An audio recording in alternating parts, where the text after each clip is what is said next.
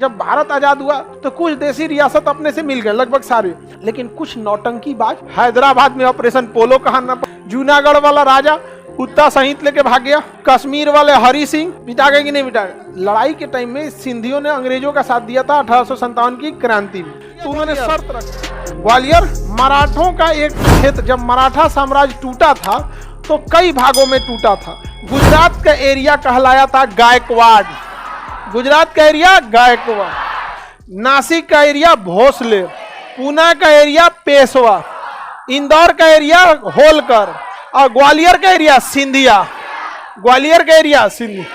तो सिंधिया राजघराना आज भी ग्वालियर में। ज्योतिरादित्य राय सिंधिया जो भारत के वर्तमान विमानन मंत्री हैं, उड्डयन एवं विमानन मंत्री, वो इसी सिंधिया घराने के। आज भी उनको, जब भारत आजाद हुआ तो देसी रियासतों के ऊपर दबाव था, सरदार पटेल के ऊपर भी, तो कुछ देसी रियासत अपने से मिल गए, लगभग सारे, तो उन्होंने शर्त रख दिया।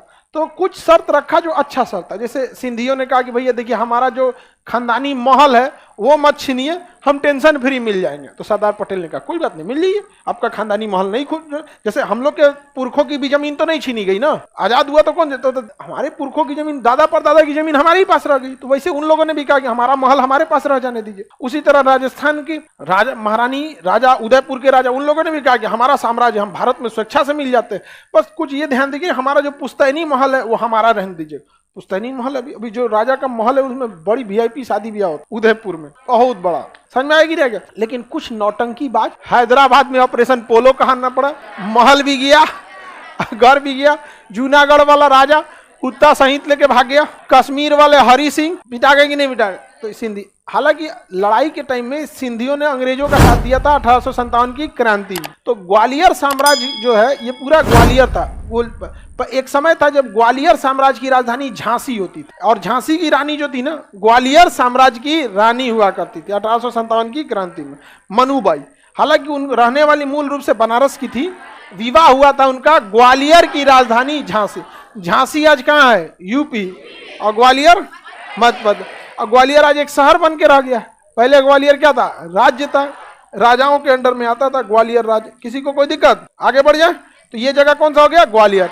एयरफोर्स का बहुत बड़ा बेस स्टेशन है ग्वालियर। अभी एक जहाज लड़ गई थी ना ग्वालियर बेस स्टेशन में, युद्ध प्रैक्टिस के दौरान दो जहाज आपस में लड़ गए सर, समझ में आएगी नहीं? तो दो जहाज आपस में लड़ गए सर। एयरफोर्स के जहाजों को बहुत पास पास रख के मनूवर करना पड़ता है, इसलिए, जबकि हवाई जहाज ये जो होते हैं उसको काफी दूरी रखनी पड़ती है, 16 किलोमीटर की दूरी रखनी।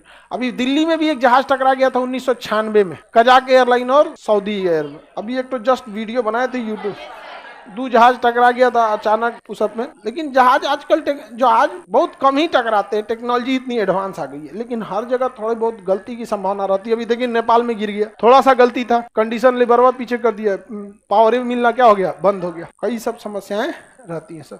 एक जहाज में तो अभी पायलट कुछ दिन पहले सस्पेंड हुआ था, फ्यूल भरा था और उतना फ्यूल नहीं था, जितना जाने के लिए फ्यूल चाहिए होता है ना उतना फ्यूल नहीं था, उड़ लेके उड़ गया था। आधा रास्ता में उसको याद है जा ना पहुंच, तो अब तो पास की एयरपोर्ट पे उतारना पड़ा उसको, फिर पायलट को सस्पेंड करना पड़ा कि चोटा कहीं का तुमको ध्यान रखना चाहिए ना, और इसे लेके उड़ गए यहाँ पर। तो होता है कभी कभी ये गलतियां।